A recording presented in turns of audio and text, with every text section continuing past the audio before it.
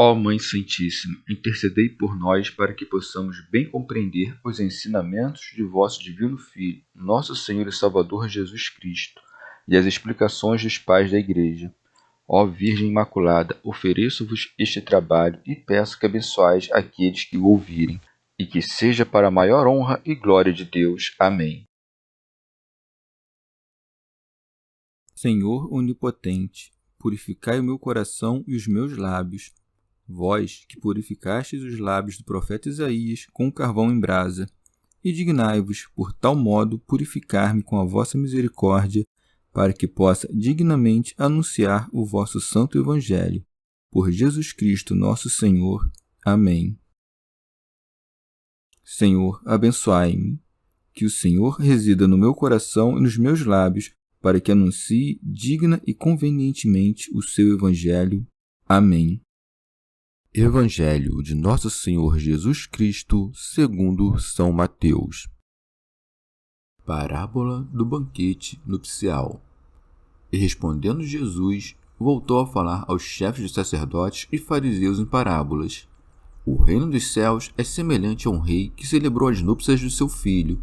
Enviou seus servos para chamar os convidados às núpcias, mas estes não quiseram vir. Tornou a enviar outros servos, recomendando: Dizei aos convidados: eis que preparei meu banquete, meus touros e os animais cevados já foram degolados e tudo está pronto. Vinde às núpcias. Eles, porém, desprezaram o convite e se foram, um para o seu campo, outro para o seu negócio, e os restantes, agarrando os servos, os maltrataram e os mataram. Diante disso, o rei irou-se e, mandando as suas tropas, destruiu aqueles homicidas e lhes incendiou a cidade. Em seguida, disse aos servos: as núpcias estão prontas, mas os convidados não eram dignos. E depois as encruzilhadas e convidai para as núpcias todos os que encontrardes. E esses servos, saindo pelos caminhos, reuniram todos os que encontraram, maus e bons, de modo que a sala nupcial ficou cheia de convivas. Quando o rei entrou para examinar os convivas, viu ali um homem sem a veste nupcial e disse-lhe: Amigo, como entraste aqui sem a veste nupcial? Ele, porém, ficou calado. Então disse o rei aos que serviam: Amarrai-lhe os pés e as mãos e lançai-o fora, nas trevas exteriores. Ali haverá choro e ranger de dentes. Com efeito, muitos são chamados, mas poucos escolhidos. Comentários dos Pais da Igreja. São João Crisóstomo. Como havia dito que daria a vinha a outras pessoas que lhe pagassem seus frutos, agora diz a qual classe de pessoas. Por isso o evangelista acrescenta: e respondendo Jesus, voltou a falar aos chefes dos sacerdotes e fariseus em parábolas. O reino dos céus é semelhante a um rei que celebrou as núpcias do seu filho. Comentário de São Tomás de Aquino em forma de glosa. Diz, respondendo, porque contrariava a intenção depravada dos que tramavam sua morte. Santo Agostinho. Unicamente Mateus narra esta parábola. Lucas narra outra semelhante, mas não é esta, como indica a própria ordem. São Gregório Magno. Aqui designa-se a igreja presente, por meio das núpcias, mas ali, por meio da ceia, designa-se o último e eterno banquete, porque naquela entraram alguns que hão de sair, mas deste não sairá mais quem uma vez tem entrado. E se alguém crê que se trata da mesma lição, repare que Lucas silenciou sobre o que disse Mateus em relação àquele homem que entrara sem veste nupcial e foi atirado fora. Não obsta, portanto, que o primeiro diga ceia e o segundo diga almoço, porque, como se almoçava todos os dias à hora nona entre os antigos, o próprio almoço se chamava ceia. Orígenes.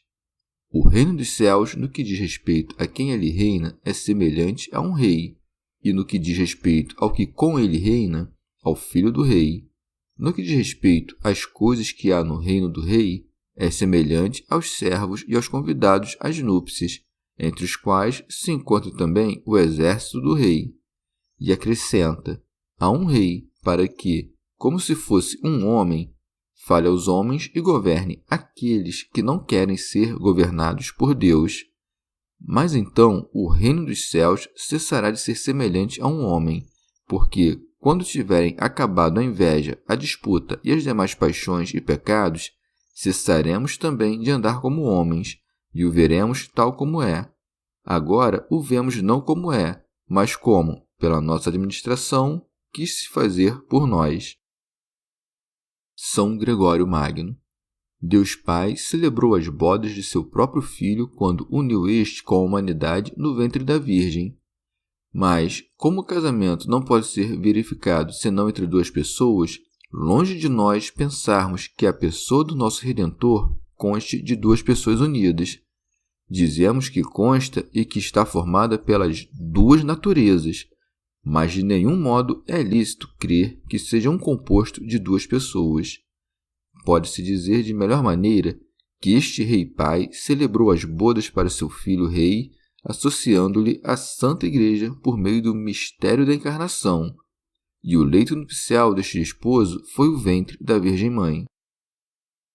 Pseudo Crisóstomo. Ou de outro modo, quando tiver ocorrido a ressurreição dos santos, então a vida que é Cristo receberá o homem, absorvendo sua mortalidade e sua imortalidade. Agora recebemos o Espírito Santo como penhor dessa união futura, mas depois teremos em nós o próprio Cristo em toda a sua plenitude. Orígenes. Ou pela união do esposo com a esposa, isto é, de Cristo com a alma, deve-se entender o recebimento da palavra divina e as boas obras serão o parto. Santo Hilário de Poitiers. Diz-se com razão que estas bodas já foram celebradas pelo Pai, porque esta união da eternidade e o casamento do novo corpo já se consumaram perfeitamente em Cristo. Prossegue. Enviou seus servos para chamar os convidados às núpcias, mas estes não quiseram vir. Pseudo Crisóstomo. Portanto, quando enviou seus servos, já tinham sido convidados anteriormente. São convidados, pois, os homens desde o tempo de Abraão, a quem se prometeu a encarnação de Cristo. São Jerônimo. Enviou seu servo, e não cabe dúvida que este foi Moisés, por quem se deu a lei aos convidados.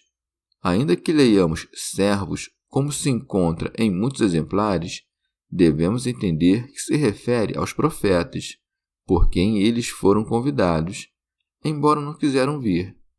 Segue-se, pois, enviou de novo outros servos, dizendo, tornou a enviar outros servos, recomendando, dizei aos convidados, eis que preparei meu banquete, meus touros e os animais cevados já foram degolados, e tudo está pronto.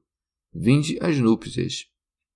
Deve-se crer que os servos que foram enviados na segunda vez são os profetas, mais do que os apóstolos, isto é, se no primeiro caso estiver escrito servo, no singular. Se, por outro lado, leres servos, no plural, por duas vezes, estes segundos servos devem ser compreendidos como os apóstolos. Pseudo Crisóstomo. O Senhor enviou-os quando disse, não tomeis o caminho dos gentios, dirigi-vos antes às ovelhas perdidas da casa de Israel. Orígenes. Ou os servos enviados em primeiro lugar para chamar os convidados às bodas são os profetas, que convidavam o povo, por meio de suas profecias, à alegria e à reintegração da Igreja a Cristo. E os que não quiseram vir, tendo sido convidados primeiro, são os que não quiseram ouvir as palavras dos profetas. Os outros que foram mandados da segunda vez são outro colégio de profetas. Santo Hilário de Poitiers. Ou os servos que foram enviados primeiramente a chamar os convidados são os apóstolos. Os que já haviam sido convidados antes são o povo de Israel, pois foi chamado por meio da lei à glória da eternidade. Era próprio dos apóstolos advertir aqueles que os profetas haviam convidado de antemão. Os que foram enviados depois em condição de mestres são os varões apostólicos que sucederam aqueles. São Gregório Magno. Mas, como os que antes haviam sido convidados não quiseram vir ao banquete de núpcias, no segundo convite lhes é dito, eis que preparei meu banquete. São Jerônimo. O banquete preparado, os touros e os animais cevados já mortos representam, em sentido metafórico, as riquezas régias para que, por meio das coisas carnais, venha o conhecimento das coisas espirituais. Ou certamente pode-se compreender a grandeza dos dogmas e a muito abundante doutrina de Deus que há na lei. Pseudo Crisóstomo. Quando disse o Senhor aos seus apóstolos, dirigindo-vos a elas, proclamai que o reino dos céus está próximo, referiu-se ao que disse agora: eis que preparei meu banquete, isto é, por meio da lei e dos profetas, adornei as mesas das Escrituras. Por isso segue-se: meus touros e os animais cevados já foram degolados. São Gregório Magno. Os touros representam os pais do Antigo Testamento, os quais, segundo estava permitido na lei, feriam seus inimigos com os chifres de sua força corporal. Chamamos os animais cevados por aquele que alimenta desde o alto. É por isso que os chamamos de saciados. Por meio dos animais engordados se figuram os padres do Novo Testamento, os quais, quando percebem a graça da doce abundância interna, se elevam dos desejos terrenos às coisas do alto pelas penas de sua contemplação. Diz, pois, meus touros e os animais cevados já foram degolados. Como se dissesse: observai as mortes dos patriarcas que precederam e meditai sobre a cura de vossas vidas. Pseudo Crisóstomo.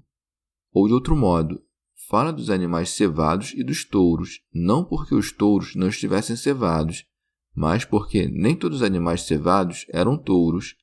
Logo, chama de cevados unicamente os profetas, que estiveram cheios do Espírito Santo, e chama de touros os que foram profetas e sacerdotes, como Jeremias e Ezequiel.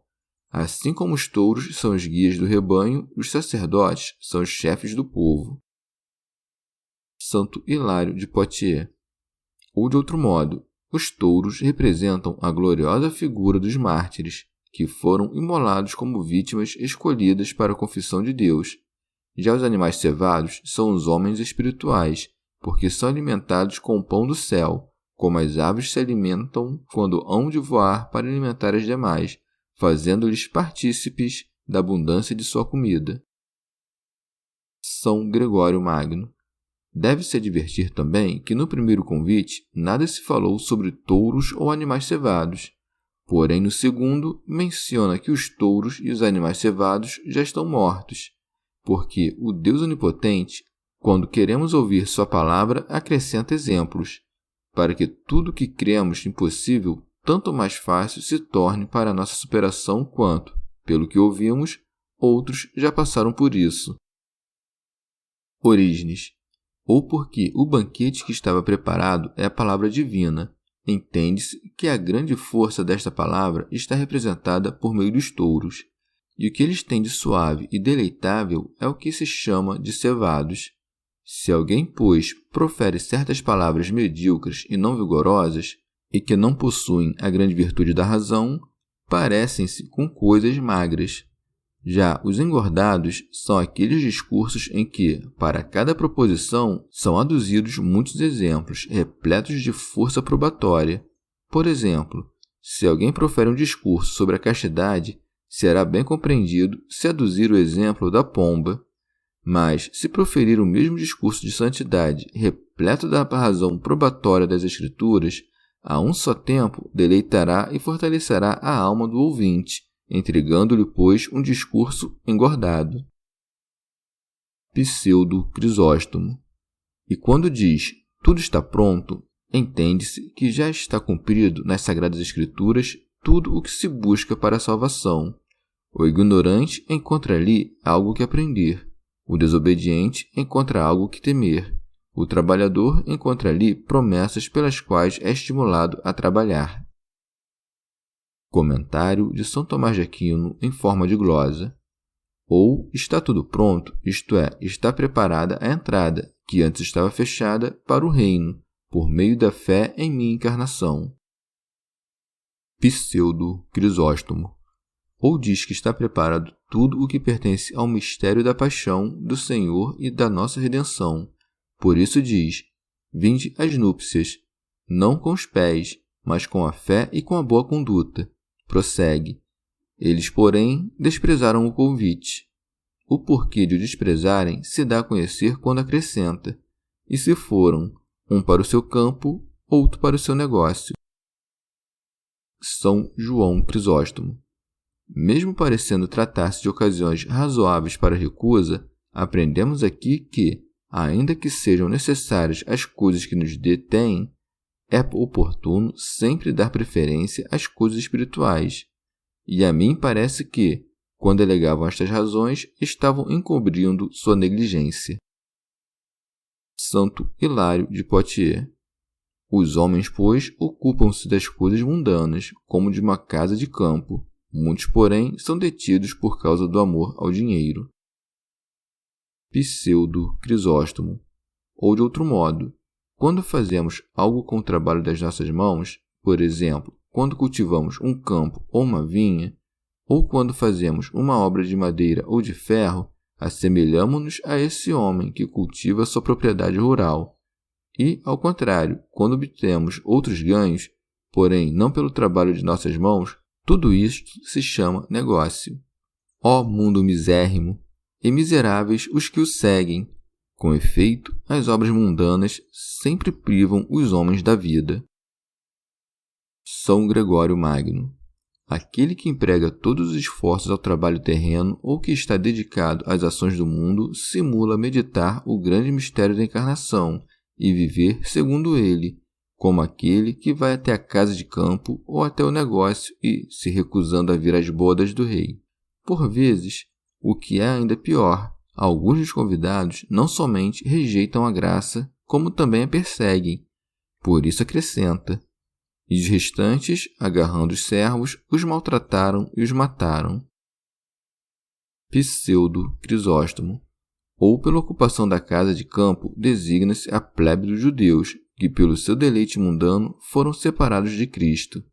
Pela ocupação dos negócios, designam-se os sacerdotes e os demais ministros do templo, os quais, dirigindo-se ao ministério do templo com o pretexto do lucro, foram separados da fé pela avareza. Não disse destes que haviam obrado maliciosamente, mas que desprezaram. Os que crucificaram Cristo por ódio ou por inveja foram os que obraram mal. Os que, impedidos pelos negócios, não creram são os que o desprezaram, mesmo quando não agiram mal. O Senhor nada disse sobre sua morte, porque já havia dito o bastante na parábola anterior, mas dá a conhecer a morte de seus discípulos, a quem mataram os judeus depois que o Senhor subiu aos céus, apedrejando Estevão e degolando Tiago de Alfeu. Por tudo isso, Jerusalém foi destruída pelos romanos. Deve-se advertir que se fala da ira de Deus não em sentido próprio, mas em sentido translativo. É dito que se enfurece quando se vinga, pelo que se diz aqui. Diante disso, o rei irou-se. São Jerônimo. Quando convidava para as núpcias e praticava as obras de clemência, era chamado homem. Mas agora, quando veio para se vingar, cala a palavra homem e é dito unicamente rei. Orígenes. E que digam agora aqueles que pecam contra o Deus da lei, dos profetas e de toda a criação, se este, que também é dito homem e apresentado irado, é ou não o Pai de Cristo. E se disserem que este é o próprio Pai, ver-se-ão obrigados a confessar que dele se dizem muitas coisas parecidas com aquelas próprias da natureza passional dos homens, não porque ele seja passional, mas porque emprega a natureza de proceder sensível da natureza humana. E de acordo com esta consequência, convém entender tanto a ira de Deus quanto a penitência e outras coisas semelhantes que lemos nos profetas. Prossegue, e mandando as suas tropas. São Jerônimo. Por estes exércitos, entendemos os exércitos romanos, capitaneados por Vespasiano e por Tito, os quais, tendo destruído os povos da Judéia, atearam fogo na cidade desobediente. Pseudo Crisóstomo. O exército romano é dito o exército de Deus porque a terra e tudo quanto nela há pertence a Deus. os romanos não viriam a Jerusalém se Deus não os tivesse suscitado. São Gregório Magno. Ou os exércitos do nosso rei são as fileiras dos anjos. Tendo, pois, enviado seus exércitos, disse que acabou com aqueles homicidas, porque todo juízo contra os homens é exercido por meio dos anjos. Acabou, pois, com aqueles homicidas, porque matou os que o perseguiam. Incendiou também sua cidade, porque não somente suas almas, mas também suas carnes, nas quais viveram, haviam de ser atormentadas com o fogo eterno da geena. Orígenes, ou a cidade dos ímpios, de acordo com cada dogma, é a reunião daqueles que se acomodam à sabedoria dos príncipes deste mundo. Esta cidade foi incendiada e exterminada pelo rei, como fundada em maus edifícios. São Gregório Magno. Mas este que se vê desprezado pelos que convida, não terá as bodas do seu filho vazias, porque a palavra de Deus encontrará também onde descansar. Por isso acrescenta. Em seguida, disse aos servos. Orígenes, isto é, aos apóstolos ou aos anjos que estavam encarregados da vocação dos gentios. As núpcias estão prontas. Remígio de Auxerre, isto é, todo o mistério da redenção dos homens já está realizado e completo. Mas os convidados, isto é, os judeus, não eram dignos, porque, desconhecendo a justiça de Deus e querendo dar preferência à sua, julgaram a si mesmos indignos da vida eterna. Portanto, uma vez reprovado o povo judeu, foi chamado o povo gentio a estas bodas. Por isso segue-se. E depois às encruzilhadas e convidai para as núpcias todos os que encontrardes. São Jerônimo. O povo gentio não estava nos caminhos, mas nas saídas dos caminhos. Remígio de Auxerre, que são os erros dos gentios. Pseudo Crisóstomo. Ou os caminhos são todas as profissões deste mundo, como da filosofia, da milícia e outros do mesmo estilo. Disse, pois, e depois as encruzilhadas, para que chamem à fé todos os homens, qualquer que seja sua condição. Ademais, assim como a castidade é o caminho que leva a Deus, a fornicação é o caminho que leva ao diabo, e do mesmo modo às demais virtudes e aos demais vícios. Manda, portanto, que convidem à fé os homens de qualquer modo de vida ou de qualquer condição. Santo Hilário de Poitiers.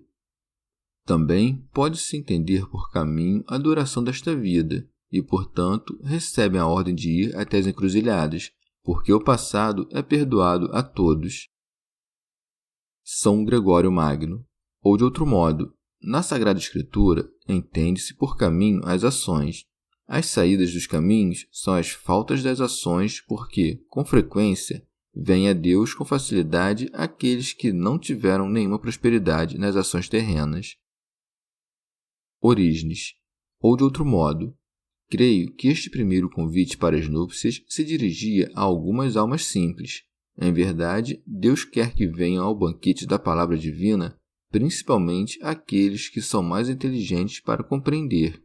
E como estes geralmente não querem vir quando se lhes chama, são enviados outros servos para animá-los, prometendo-lhes que, caso venham, desfrutarão do banquete preparado por seu rei. E assim como nesta vida uma é a esposa que se casa, outros os que convidam e outros os que são convidados para as bodas, assim o Senhor conhece as diversas classes de almas, as virtudes e seus fundamentos. Por esta razão, umas são consideradas como esposas, outros como servos que convocam, e outros estão no número dos convidados às bodas. Mas os que em primeiro lugar foram chamados desprezam os primeiros que os convidavam, como homens de pouco conhecimento, e se foram para cuidar de suas coisas, comprazendo-se mais nelas do que naquilo que o rei lhes prometia por meio de seus servos. Mas estes são menos culpados do que aqueles que injuriaram os servos enviados e os mataram. Estes últimos se atreveram a deter os servos enviados por meio da preparação de palavras litigiosas e, como estes não estavam preparados para dissolver suas engenhosas questões, foram primeiro carregados de insultos ou mortos por eles. Prossegue. E esses servos, saindo pelos caminhos, reuniram todos os que encontraram, maus e bons.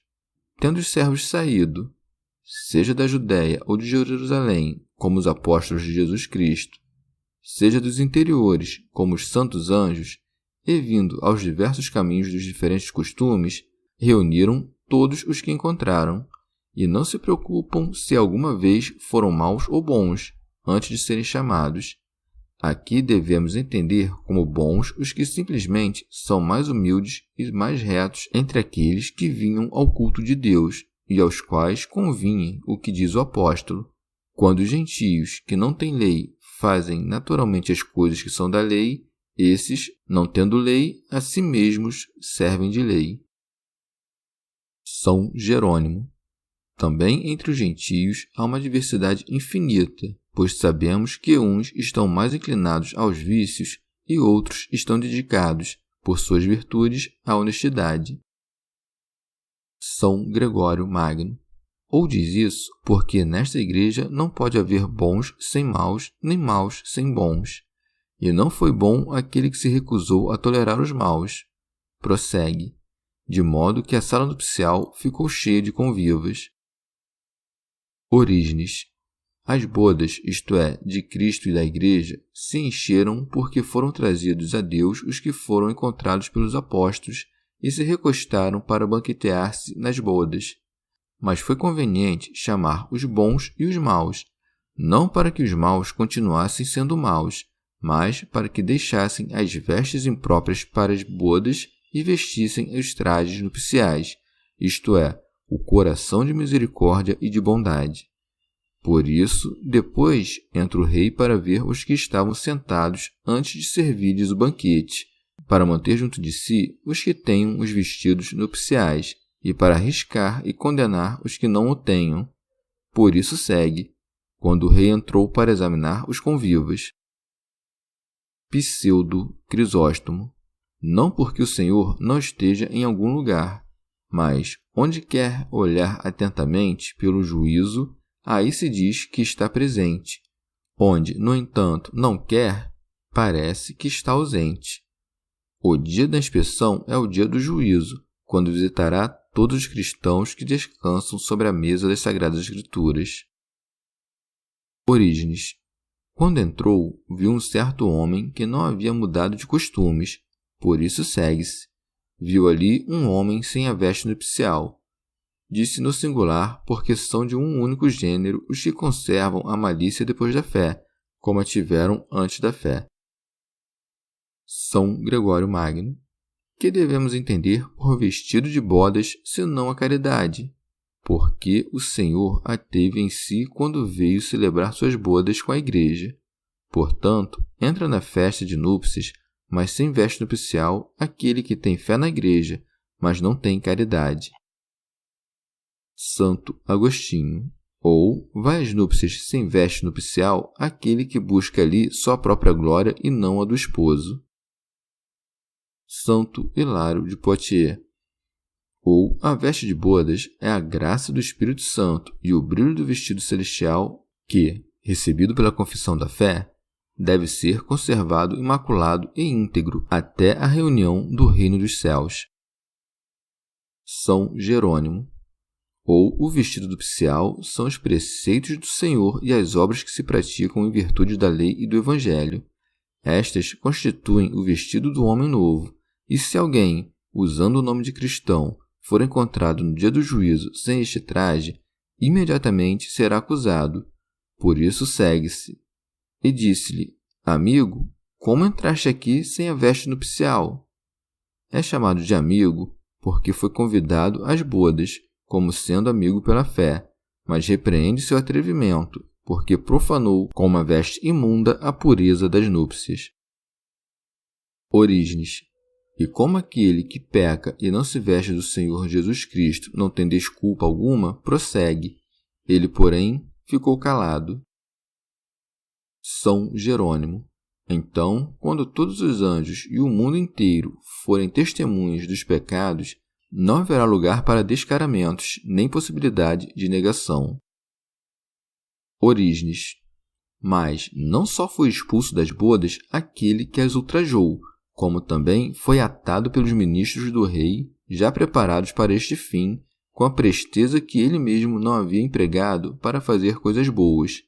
Por não fazer o bem, foi apreendido pela força que não usou para fazer nada bom, e foi condenado a um local onde não há luz alguma e que se chama trevas exteriores.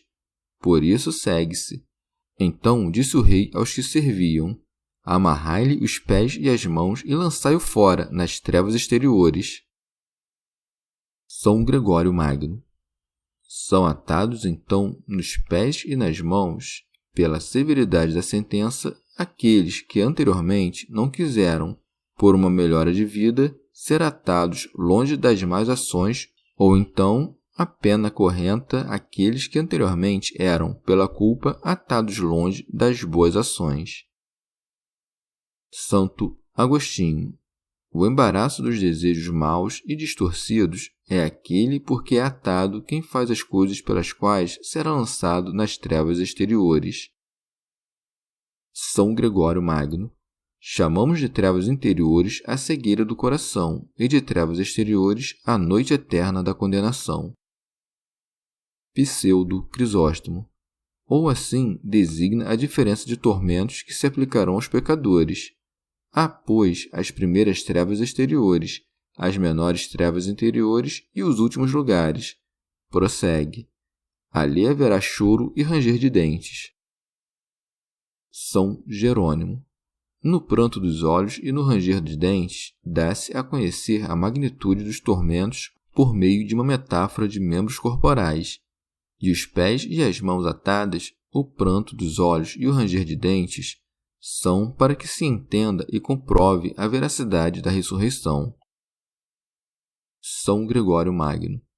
Para que ali ranjam os dentes dos que se deleitavam na voracidade, e ali chorem os olhos que aqui desfrutavam dos prazeres ilícitos. Porque cada um dos membros sofrerá um castigo relacionado com todas as ações a que estiverem sujeitos durante a vida, obedecendo aos vícios. São Jerônimo. E como no convite nupcial não se busca o princípio, mas o fim, acrescenta: com efeito, muitos são chamados, mas poucos escolhidos. Santo Hilário de Poitiers. No convite, sem exceção, há a benevolência da bondade pública, mas entre os convidados ou chamados há uma eleição pelo juízo dos méritos. São Gregório Magno. Mas alguns nem sequer começaram a obrar bem e outros não perseveraram nas boas ações que começaram. Que tema cada um por si mesmo na mesma medida em que ignora o quanto lhes resta. Pseudo Crisóstomo. Ou de outro modo, o Senhor entra para ver os que estão reunidos todas as vezes que prova a sua igreja, e se encontra alguém que não tem a veste nupcial, pergunta-lhe: para que te fizeste cristão se negligenciava estas obras? A este, Cristo entrega a seus ministros, isto é, a alguns mestres da separação, e lhe atam suas mãos, isto é, suas ações, e seus pés, ou seja, os movimentos de sua alma, e o lançam nas trevas, isto é, nos erros, ou dos gentios, ou dos judeus, ou dos hereges. Em primeiro lugar, as trevas dos gentios, porque desprezam a verdade que não ouviram, ou as exteriores dos judeus, que ouviram, mas não creram, e especialmente as exteriores dos hereges, que ouviram e aprenderam. Chegamos ao fim de mais um dia de comentários da Catena Áurea. Muito obrigado por ficarem até aqui, que Nossa Senhora derrame suas graças sobre nós, e até amanhã. Christus,